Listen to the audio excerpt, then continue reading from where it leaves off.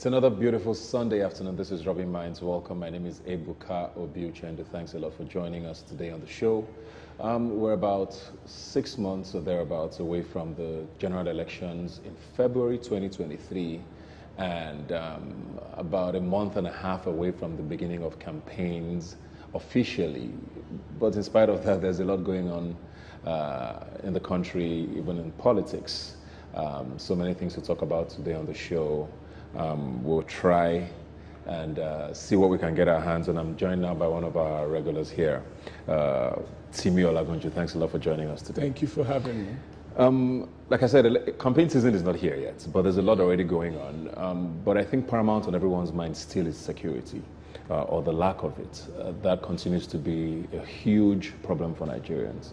It looks like every day, every week, there's a new incident. I think a lot of Nigerians were thrown off recently by the news about these cars donated to the Republic of Niger to help fight security, according to Mr. President. But the brand of cars that were bought, people are wondering, how do you use those kind of cars to fight security at a time when we know the need for money in this country, especially with our own internal security problems? How did you receive that news? Did you think it made sense, the explanation of the Minister of Finance, to say that it was important to collaborate with our neighbors to fight insecurity? As much as it might be important to collaborate with our neighbors, it's also very important that, we consider what we call policy priorities. And as it stands, like you've rightly put it, there are a lot of policy priorities before the government, which is much more internal and has to do with our national cohesion as a people than, that particular policy agenda or whatever that is. And so that itself, it seems like the government decided to major in minor and then ends up becoming a minor in the major. Yeah. So I asked that because, with how crazy, for want of a better word, things are security-wise in the country, a lot of people still believe the APC candidate is the front runner in these elections. Interesting, because the PDP was voted out by a lot of people in 2015 because of how unsafe a lot of Nigerians felt. Do you see this having any effect eventually as things continue to get sort of scary, or are there too many issues to consider besides security, you think? Well, security is a key issue, considering the state of things right now, particularly the threats. You see that evidence is the end of argument, right? And we've seen from the evidence that it seemed like when they issue the threats, they actually meet it up with actions. And interestingly, it doesn't seem like we're doing anything proactive to deal with the issues. Look at the prison break, classic prison break in Abuja. Look at the attack on the president itself. So if the number one citizen, in quotes, the chief servant of the people, can be attacked with such boldness, and then it begs to wonder if we are not all at a very perilous time. So security is key, but it's also a cascade of many other things. There is increasing poverty, right, as it stands at the moment. There's increased levels of unemployment. The issue of students being at home instead of in school is also a key issue, because these are national assets. A country cannot develop beyond the investment in human capital. And time is of essence. Time is life. Time is not just money.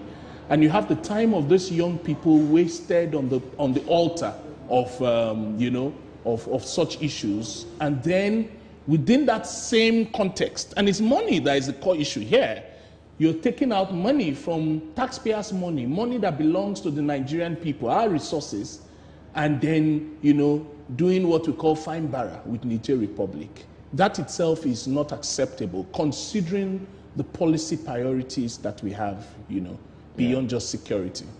I found it interesting that the former chairman of the APC, who's now, I think, a member of the campaign organization of Asiwaju Bola Ahmed Tinubu of the APC, appeared on an interview and sort of tried to distance the APC candidate from the current president, saying, oh, this might not necessarily, that the candidate should not be judged based on the performance of Mr. President. Some saw that as a bit of an admittance of, we don't want to be attached to whatever, stigma this president might have.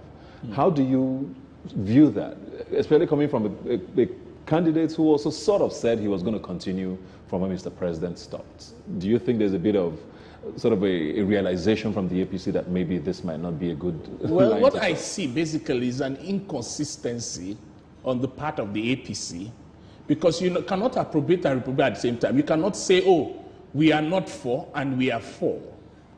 You need to take a stand. And the situation that Nigeria is a situation where the leadership needs to take a stand.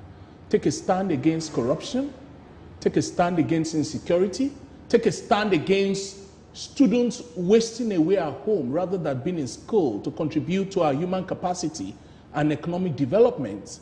And these are core issues. Take a stand against poverty as it stands. Take a stand against politics as we have it. Because politics as we have it has led us this far, right? This far where our debts, each Nigerian is owing significantly. If you break down the national debt to how much the unborn generation, there's this quote that came out from, I think, a U.S. A leader at the time that says, blessed are the American youths. But I want to contextualize it to Nigeria. Say, blessed are the Nigerian youths and unborn youths, for they shall inherit the national debts. So the context of issues now as it stands needs a leadership that will take a stand. I don't see the APC in that context as showing from their inconsistency in terms of the body language and their words that they are ready to take a stand in terms of the core issues that, it seems that it is politics as usual, and politics as usual cannot take Nigeria from the mess that they have put it in.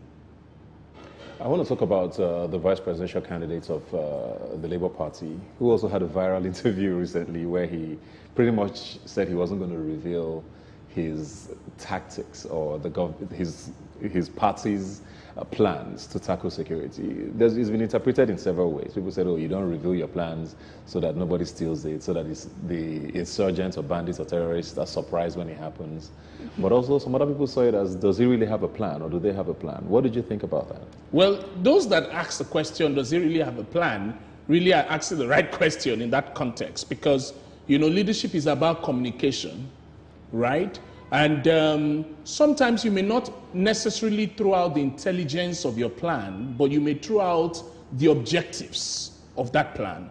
I think all the presidential candidates must tell us to a large extent the objectives, the goal, the objectives behind their plan, without necessarily perhaps revealing the intelligence or the core strategy behind it. So it's important because conversation enriches the understanding. You might think you have a plan, and then when you share that, you realize that with the collaboration and contribution and feedback of others, because feedback is the launch of champions. So in order to build leaders that really are champion leaders in the context of Nigeria, we need people that are able to share, communicate with us what they have in context and give feedback. But he must have his reasons for stating that. But I think otherwise, he perhaps should start thinking on how to start sharing some of the goals and objectives behind his plan, if not the intelligence. I mean, we're at a very, very scary time. We've seen what's happening in Abuja. Schools had to be shut down prematurely. Churches are put on alert. We're hearing reports about places like Ekiti where, the government is trying to be very sensitive with the borders. We're hearing that Lagos is suddenly in the conversation, saying the Commissioner of Police telling people to be careful. What does a feasible security plan look like? Not saying you're a security expert now, but we have at least three major candidates and other candidates who are running for office now. What should they be thinking about, insecurity, because it literally is hindering everything else. We're seeing an almost non-existent FDI now in the country. Inflation is rife. People are scared to literally do anything. You can't drive anywhere anymore. What should they be thinking about? I think first thing when it comes to, I'm not a security expert, but a policy angle, one of the first things that I've observed with countries, right, where there seems to be increased safety, right, is first thing, economic prosperity. right? And economic prosperity translates to when the market woman on the streets feels like she can afford the basic necessities of life, the Maslow's hierarchies of need, food, clothing, shelter, etc.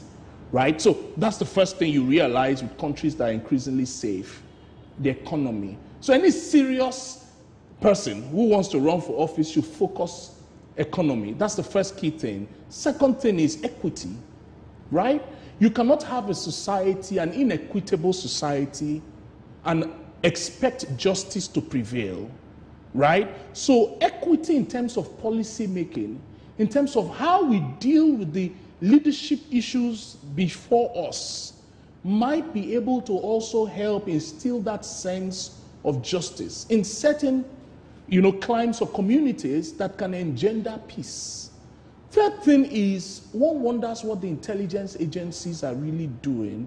Is it that they are always after people that are speaking out and giving feedback to the government in form of critique?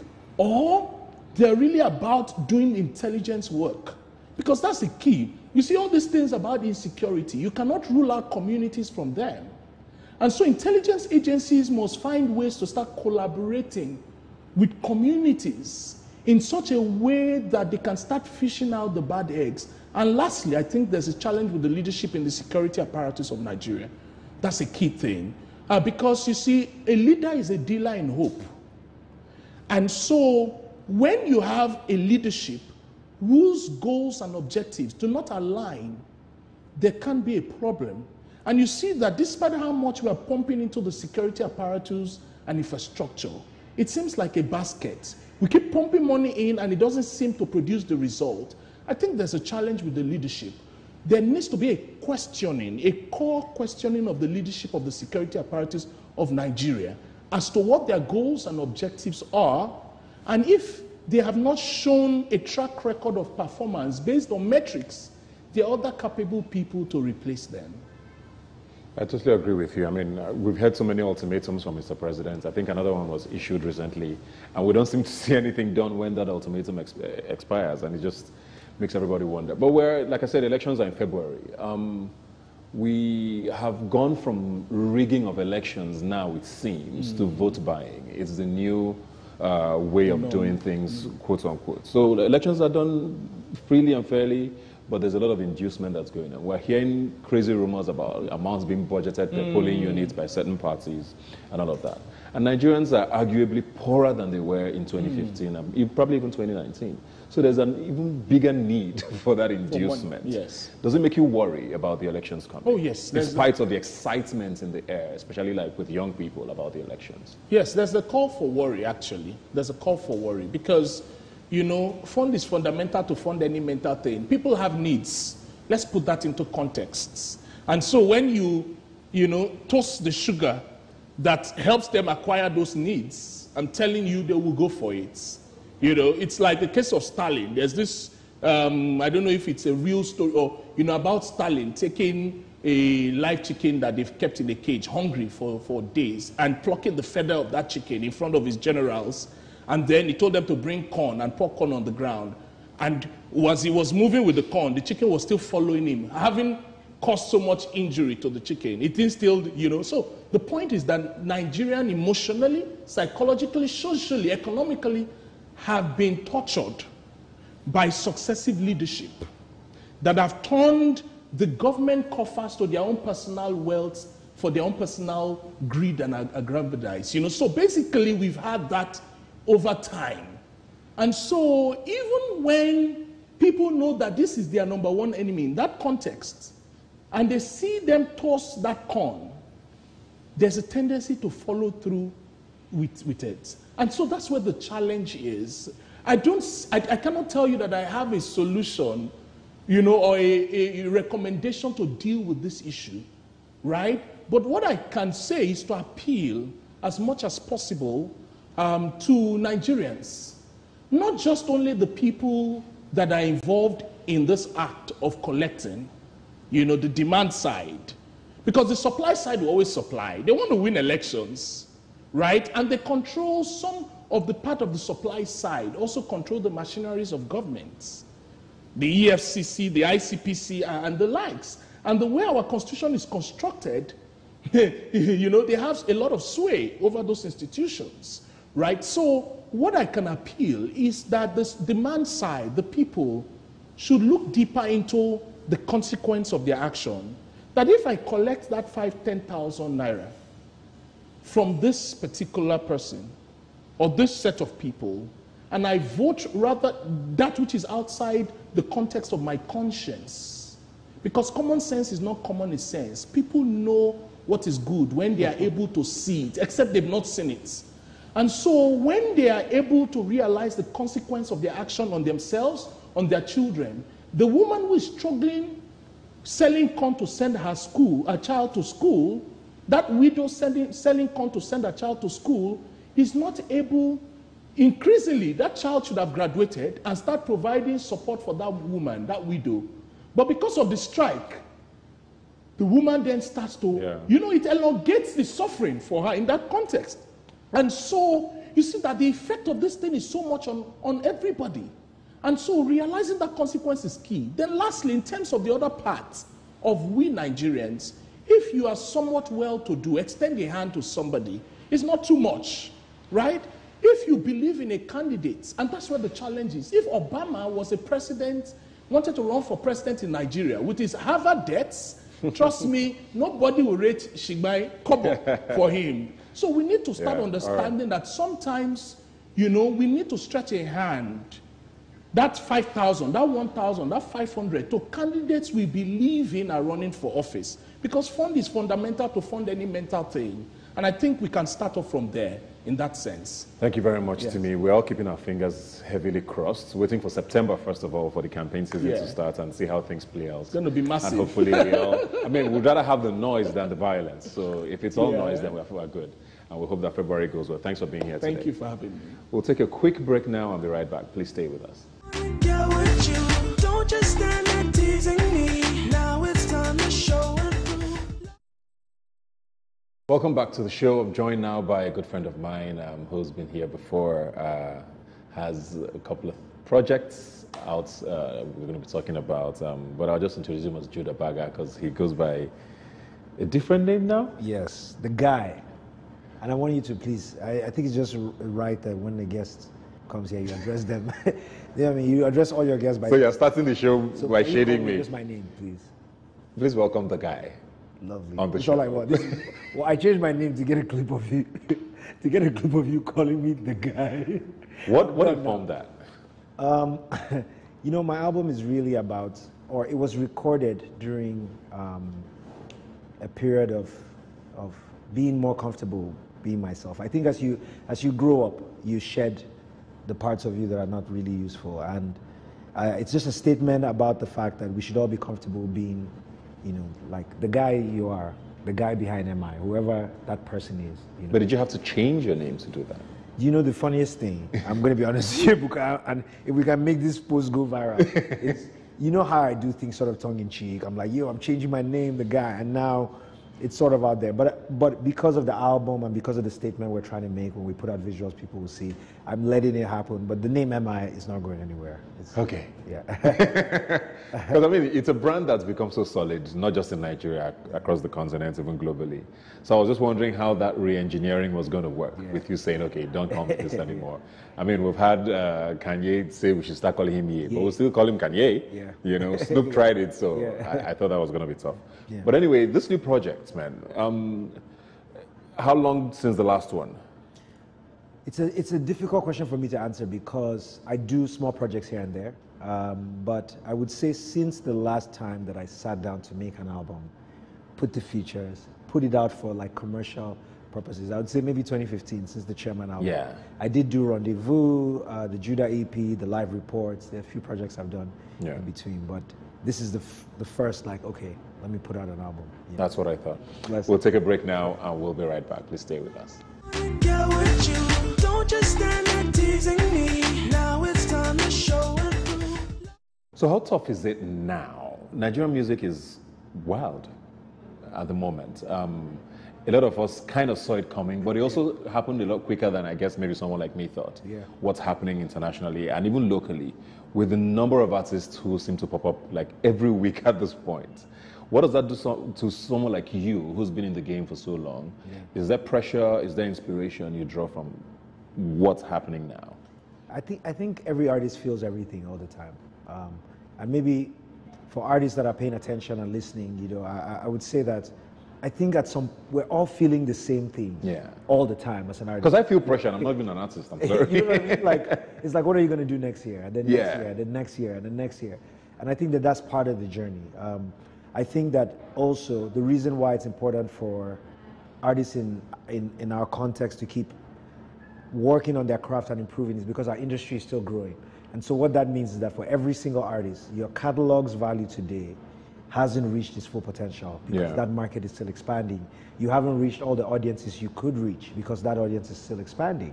You know, there are going to be people that are around the world that are going to want to listen to like old high life, Nigerian high life. You know, I'm going to want to see those artists perform.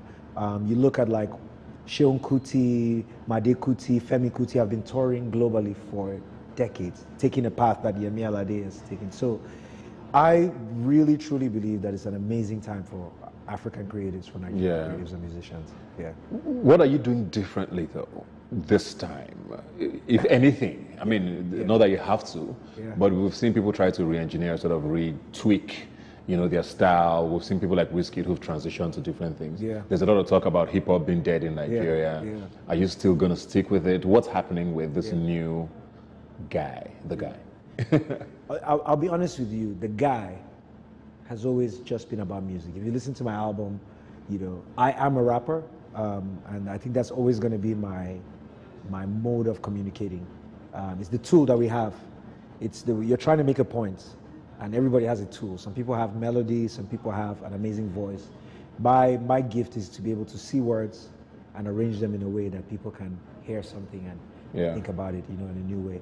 But I would tell you that the sound now is amazing. Like I think it just keeps getting better. I mean, 2 years ago I was listening to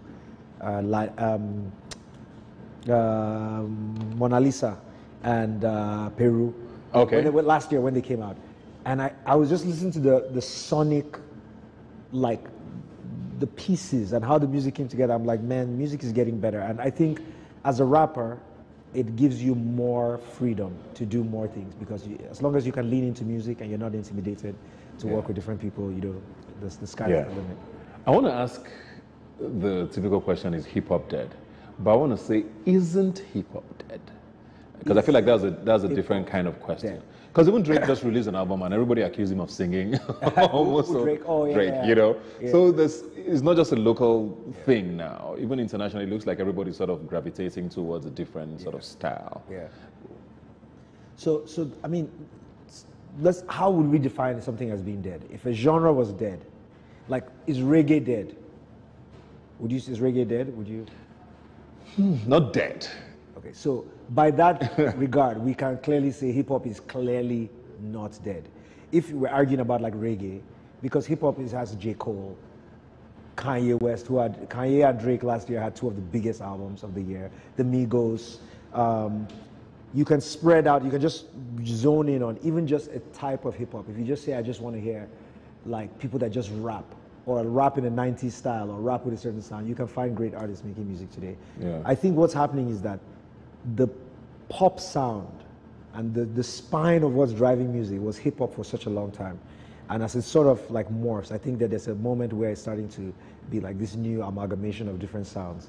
And while we're in that period, a lot of people are feeling the pressure on hip hop. But I think What about in Nigeria? Nas put out hip hop. I mean, but look at like, how do we say dead? Is Show Them Camp, Ladipo, Files the Bad Guy. Like, it seems like you go look at the charts, you look at like who's touring, you look at the big artists, people that are getting endorsements. Hip hop is alive. You know, I don't think it's ever been the mainstream music in Nigeria. I think that's at some moments the fire was brighter. You know, I think early Chalk Boy era, it just seemed like, oh, there's so many, you know, so many rappers. But I think it's sort of been and stayed steady. That's what it is. I want to talk about social media MI, who seems to be quite controversial sometimes, more often than not, actually. Do you enjoy that? Is this something you intentionally just sort of put out once in a while? Because I've seen you go back and forth quite a bit Yeah. on social media. Yeah. Do you do it for fun? Do things actually get to you? You know, so let me start from the last part of the question. Do things get to me? I don't think maybe in the way that people would think. Like, I don't care about people talking about me. You know, that doesn't, like, making fun of me or whatever, that doesn't bother me. Sometimes you'll genuinely make a mistake which sparked the moment. And that, you know, I think back to one time that I had made a joke and the joke was broadcast later, and it, you know, so that the fact that I know that somebody could have been offended, you know, but I think with social media you have to realize that, that's what social media is. Do you understand? It works because people feel free to express themselves. And what do you think people would say? Like people's minds, there's a lot of like envy, there's a lot of jealousy, there's a lot of anger, there's a lot of frustration, there's a lot of trauma. You give them a place where they can say it smartly. You have to be aware of that. So I will say that I do take time away from social media as well. Outside, people pay attention to this, ladies and gentlemen. Outside of the fact that it can be toxic and bad for your mental health, social media itself takes up so much of our time in a day and affects our attention, our ability to focus on tasks. So this is a very important thing. If you are at work and you're trying to get better, you're studying for an exam or whatever, you have to understand that social media itself, it hijacks your dopamine processes in your brain and stops you from being able to pay attention properly. And so it's something you should manage with care, you know. Yeah. The recross situation. News from the guy. look. The guy came through, you know, just... And dropped some gems. Wow, dropping gems, bro. The recross situation was quite interesting. You know the funniest thing about it? I wasn't even on social media, so I don't even know... So how did you get What was the roped sentiment? into it? What was the sentiment? I think I tweeted... Yeah, there was this talk about, you know, recross came, certain rappers were not highlighted, and it looked like you took offense to the fact that, or something along those lines, why weren't rappers on stage or something, or invited? Yeah. I don't know that you made the statement, but it looks like you kind of agreed with the sentiment. I tweeted about it. Yeah. So, okay, let me say my perspective, because this is a good question. So first of all, I got invited by an agency that I really, really respect. I really, really respect them. And I think I messaged them back and I said, hey, I wouldn't want to come for dinner, but if Rick Ross is in town, I would love to meet him personally, you know. This is just my, you know, somebody asked me to do something, I'm like, oh, no. Rick Ross is in town. Oh, he should want to meet MI. He's like, this is the guy here. Do you know what I mean? You guys should have dinner. You know what I mean? He should be dope. Like, if I go to Miami, you know, and I know someone that knows him, well, let me go to his house and hang out. You know, the event happened. Then I find out that there are no rappers. I think that's what sparked it. There are no rappers on the lineup, right? And so it goes into a craze. People are talking about it. I'm not on social media. This is very important for people to remember.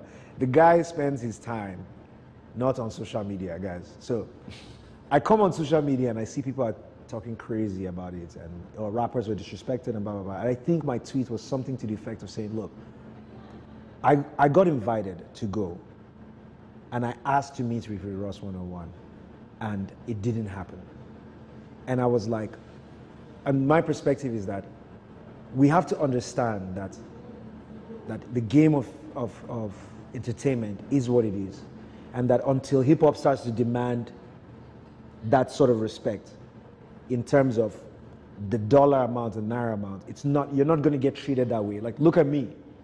I asked to meet, like, you know what I mean? It's like, it's in the context of Nigeria, people would think it's crazy, but is it crazy for, you know what I mean? Like, that's what's supposed to happen. You're a rapper in town, you're a great rapper, you should meet another great, you guys should chop it up, spend the evening together, you know? So, and I think, I don't even know what the sentiment about it was. I don't even know, I know people were upset about it, but I wasn't following, so I don't know if people were like, you know, why would MI want to be with Rick Ross alone, or I don't, you know, people get upset about everything, what's happening to them. Do you understand? So, but I mean, in retrospect, I think the truth about it is that as an artist, you're not in control of everything, but what you're in control of is the music you make and the effort you put in.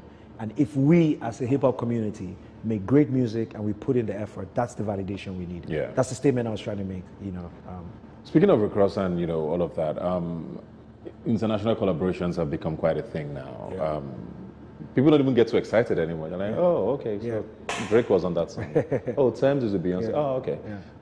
Is it something you think is important for you at this stage? Yeah, I mean, as music globalizes, you want to break new boundaries, and that's making new friends, making music with dope artists from around the world is really, really important. And I look forward to it. People that are fans of my music from early on, when I used to make mixtapes, would know that I used to incorporate other people's music into the mixtapes. And now, basically, I have the opportunity to do that in real life with real artists. So yeah, of course, I would love to. For me, I'm going to be honest with you. I just don't rate it higher than, you know what I mean? Like, you're international, okay, hey. And today, that relationship has changed significantly. But early on, the it was dynamics have completely square me money, I go send you MP3. And I don't think I functioned very well in that period. Again, it's like the thing with Rick Ross is like, you're a human being, I'm a human being. We want to make music together. And would you want to do music with him? With who, Rick Ross? Of course, yeah. The boss, wow, of course, yeah. He's a dope rapper. Love his sound. Love the energy he has. You know what I mean? And I mean, if we were to make a song and I had to work on that beat, you know what I mean? It would be crazy. You know what I mean? Rick Ross, holla, reach out. You know what I mean? Let's go a little personal now. Congratulations. Oh, thank you. You put out the pictures that broke the internet. You said time is. It's time. Are we running out of time? There's a lot of time. You put out these pictures that broke the internet. You're engaged. Quite interesting. I didn't know I would see the day, personally. But anything you want to say on that? Because people were, with the sort of career you have, not just with music, as a hip hop artist, as a rapper, people don't necessarily associate, mushiness and falling in love with that. Yeah. Did you ever worry, this is off-brand for me? Yeah. So thank you for your kind words. Yes, I am engaged. I'm very lucky. We met maybe about 18 months ago, and just became friends, and it was just the right time, Yeah.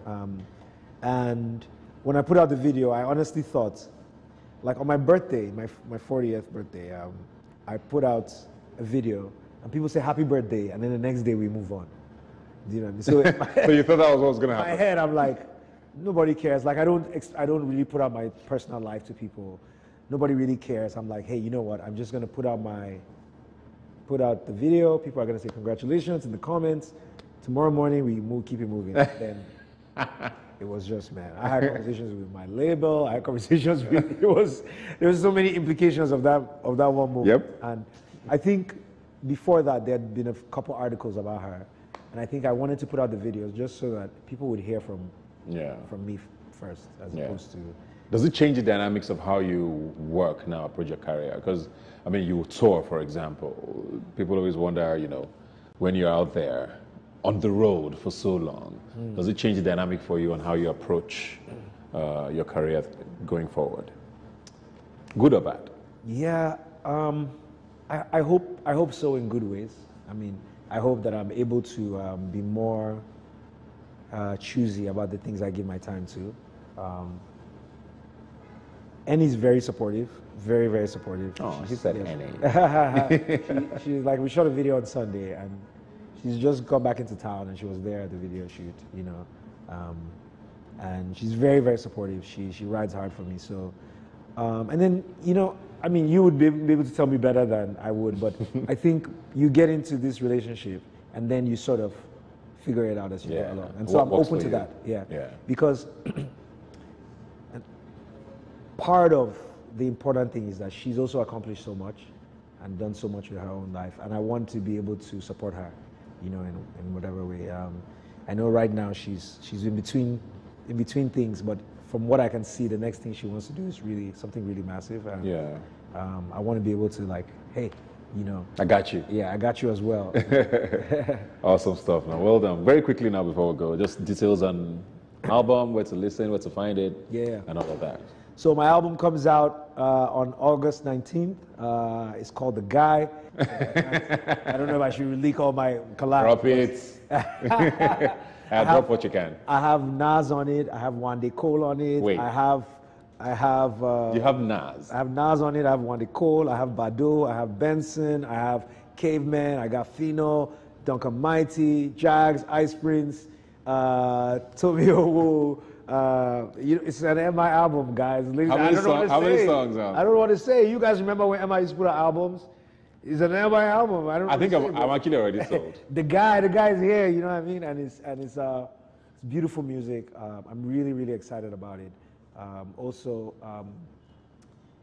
also share a lot about the platform I'm creating called Task. And when we started, we were doing a little bit of agency work. But right now, what I've decided, and with the board and the team, is that we're going to use our platform to amplify other creatives. It's what I've always been doing my whole life. I didn't really talk about it, early on. I was just focused on my career.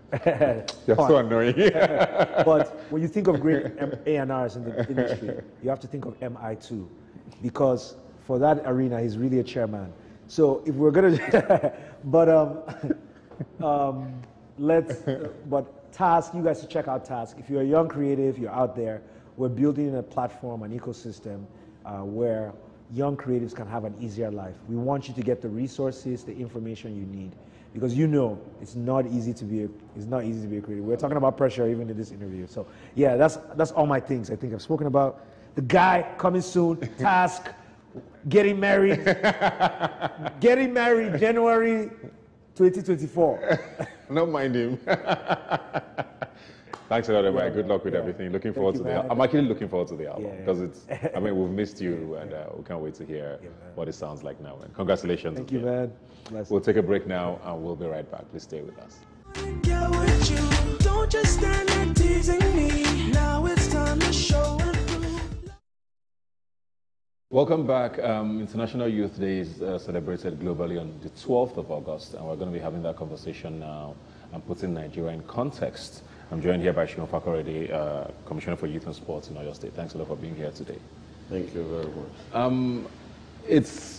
You probably are in charge of one of the largest demographics in your state and in Nigeria. We all know the youth population in Nigeria is, from what I hear, over 70% now, getting closer to 80 in some places, depending on the definition of youth, though. Because I don't know. So I could say it's under 30, some say under 35, some say 40. I don't know what it is. But generally, Nigeria's population is very young and vibrant, but also very troubled. We know a lot that's happening with regards to unemployment. There's no need going into the details now. How are you handling things in your state, especially with regards to this Youth Day that's coming up?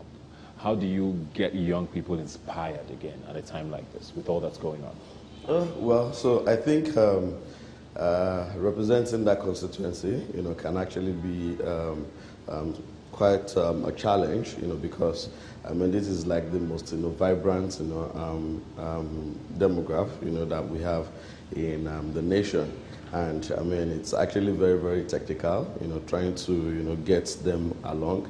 And but I think personally for me, if there is one strategy that I think that is working for me, especially in that space, is leading by being the example, yourself. Because the world is full of this is how this should be done, and we don't have people that are doing it exactly the way it should be done. So what I just said to myself, in 2019 when I came into the office as the youngest honorable commissioner ever in the history of Nigeria, I just said to myself that, look, I have a lot of, people have a lot of expectations, as to what will become of, me, and then my assignment, my role in the office. But I just said to myself that, look, I'm going to let people know that I'm human, first of all, and I will just do things to the best of my ability and knowledge, and let people see the intentionality, the genuineness, behind my services, really. And I think today, when I look back, I have no regrets whatsoever. And from the feedback that I get from people, I think we are actually doing pretty good, and there's more to do, really. We'll take a quick break now and be right back. Please stay with us. Get with you. Don't just stand there teasing me. Now it's time to show it. putting Nigeria in context now, there's no doubt that a lot of people agree that the youth have been failed over time by government. We know that Nigerians are not necessarily the most demanding people. Everybody just asks for the basics. We have an extremely resilient young generation, evidenced by the fact that the ones who get to travel out of the country excel unbelievably, just by getting a few more things comfortably done for them. Why are we still where we are? Why are things getting even worse? Because the unemployment numbers were not this crazy before. How is there any fear from governments? You know, when you have such a restless youth population that is not engaged fully, doesn't it worry you? Doesn't it worry governments across levels?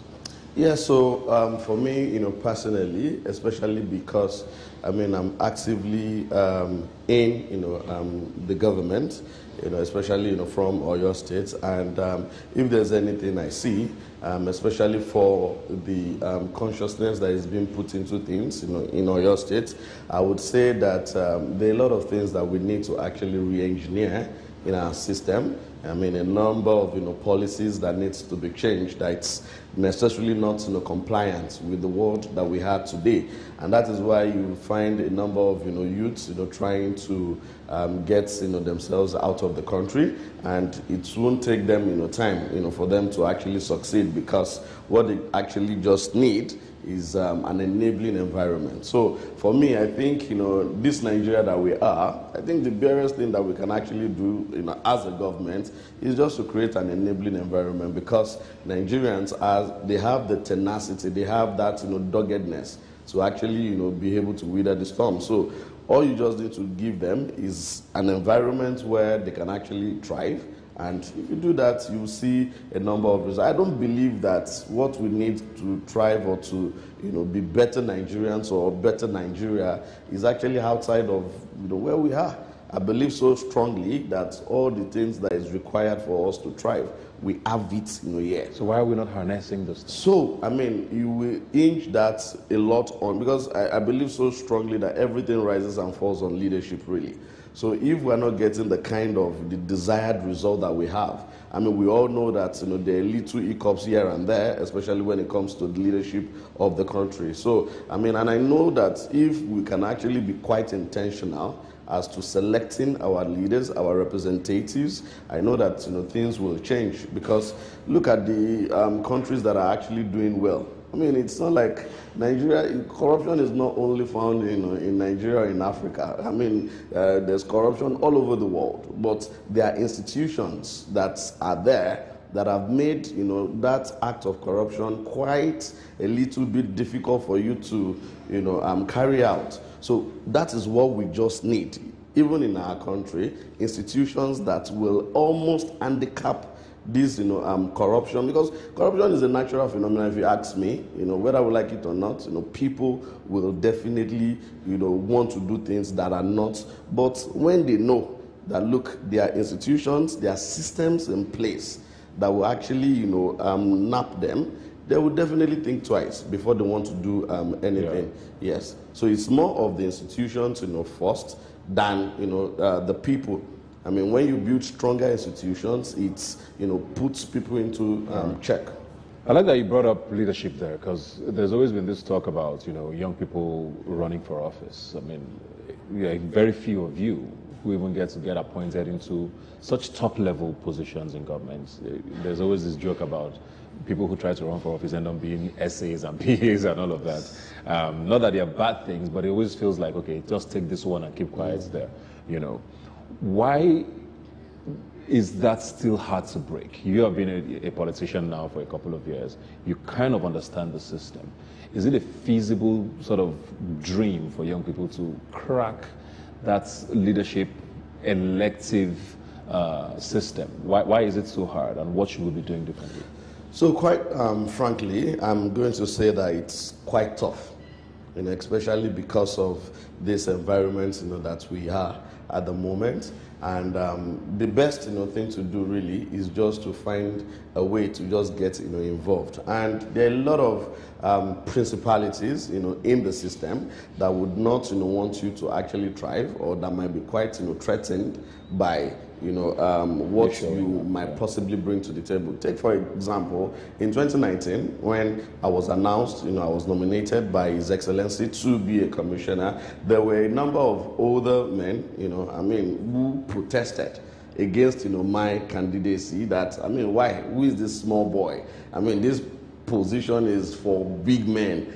No, but if not for the fact that he was quite resolute and he knew that, okay, this guy can actually, do the work, I would definitely would not be given the opportunity to serve in that capacity. So I believe that, for a number of young men, and women out there, all we just need to do is let us endeavor to at least get involved, first. Because you cannot orchestrate anything or influence anything from outside.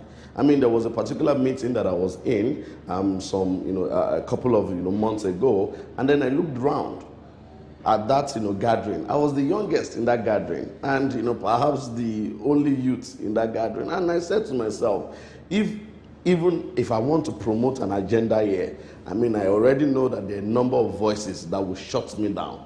But there is nothing wrong. These positions are actually open to people. But if you don't go, they are not going to bring those positions or those entries. Yeah, to you. Sorry to question there, because they're open, but not everybody has the kind of governor you have. But that's even an appointed Yes. position. We've heard the stories about how much these tickets even cost. I, for one, I'm sure you do as well, know people who ran for primary elections across the country in the last couple of months. And what happened eventually? Some won, some were almost stolen. This classic example, we saw what happened in Lagos with Banky W. They had to have a rerun after everybody had seen the results declared. I have similar stories of people in other states where maybe social media was not that savvy to have recorded theirs. And it ended the way it did because of how the system works. How do you crack that when there's a cabal or principalities like you've called them? Yeah, so as for a young me, person? I think it's actually, every politics is actually local. So we should, see it from that point of, your locality. Because, when you come out now, if you say you don't want to be part of, ward meetings, if you say you don't want to be part of, political, engagements, no, these are the same guys that when, it comes to that time, they are the one that will vote for you. So if they are not quite familiar with you, if you have not been able to influence them one way or the other, then, you can't just show up and... That guy that maybe doesn't even have half the qualification that you have, is the one that would, take their vote. Look at it. Look at this. Look at the issue of national delegates and co. That's enough, to tell us that look at the set of people, the caliber of people who have actually been empowered to actually choose our leaders for us. Yeah. So, but the truth is, these guys were actually chosen from the locality. So if we too were actually very, intellectual, cerebral minds, youths, well-meaning youths, if we're actually well, involved from, the grassroots, and I believe that things will definitely, change, for the better, and we can influence at the, top levels too. You mentioned well-meaning there, and I see a lot of people who talk about, trying to join politics or talk about politicians generally, and there's always the belief that, people can go in there and change the system, and people always think it's a myth that, you want to go in there and be different, the system ends up swallowing you. Is it possible for young people to become a part of the system and not get their hands dirty? Yeah, sincerely, it's very possible. But at the same time, it's quite difficult and challenging because, you are just like that one voice. And, you have, multitudes that are actually, saying something at the same time that you are saying, yours. So it's just like, me alone in this room, and I keep saying yes, yes, yes. And then we have about 25 or 30 more men in this room that keep saying no, no, no. What you hear, you hardly even hear my own yes. What you hear is the no. And also, that's why it's actually very, very difficult. And if anything would happen, they will say, put it to votes. And if you have, 30 men in the room, one says, yes, 29 says no. 29, men, they have that, votes and they carry. So that's why it's very difficult. But at the same time, I know that change, revolutions don't start big.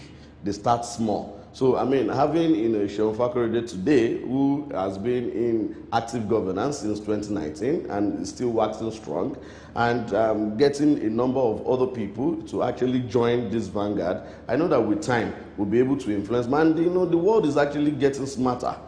A lot of people are beginning, I mean, it's quite amazing to see a number of youths, who have actually taken interest in politics, who are deliberate, and who are actually ready to challenge the status quo. So I believe so strongly that we've started. Yes, we don't have, that amount of voice or strength, yet. But I know that, by the special grace of God, we'll be able to build, more momentum, and we'll be able to challenge, the status quo accordingly. On a final note now, very quickly before we go, how do we turn this anger that young people have in Nigeria today? People are very angry. Yes, people are hungry. There's a lot of poverty. There's a lot of insecurity. There's really no jobs anywhere. We see what's happening with the economy. People are very angry, and young people are angry because they are literally at the prime of their lives, and nothing seems to be working out. How do you turn that in a time like this realistically to strength? So, I mean, sincerely, in a setting like this, the law is the law. Policies are policies. So the best way, if truly we are angry, if truly we are tired of the status quo, the best way now is, for all of us to go get, to get our PVC, and not only to get it, to vote. Yes, a lot of people will say that, oh, do our votes, really count? Sincerely, I don't know if there's anything I understand about politicians, is that they don't invest in something that doesn't have value. So if a politician is running after you to pay you for your votes, it means it actually, counts. Because, look, you don't even rig where you are not popular. That's, the basis. So if a politician is saying that, look, I want to buy your votes, look, I want to give you money for this, it means it's really, and thank God for the latest, reform in our electoral, act. And also I believe that these things are actually making it a bit difficult for, manipulations to occur. Because now, you get accredited, you vote, and they count the vote, and they transmit the votes, electronically. So it's not before that, you vote in VI, and before you get to Ikoyi, they've snatched the ballot, box, they've added something to it, and then it continues, in transit.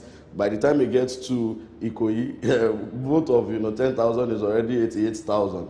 And there's no way you can actually, so now I think we are getting smarter as a people, and as a system, like that, and with time we'll be able to look back and say, but the most important thing is do your own part, and then just watch and see what happens. Defend what you have done, and we'll be able to. You can't say that you failed when you didn't even try, and you can't say that you succeed when you have actually done nothing, sitting in your closet and say, oh, Nigeria will be good. So we have to get into the work. Thank you very much, Seun Fakorede. I think that's a very good way to end it. Like you said, people have registered to get their PVCs. I think INEC has suspended it on the 31st. The next step now is to actually go pick up those PVCs. It's very, very important that you do. And then make sure you vote when the time comes, because the votes are really in your hands. Like you said, they wouldn't be pursuing you if they didn't need it. Thank you very much for joining us today. Like I always say, you can follow the conversation on Twitter. Please use the hashtag #RubbinMinds when you send us a message. I'll see you next Sunday. Get with you. Don't just stand there teasing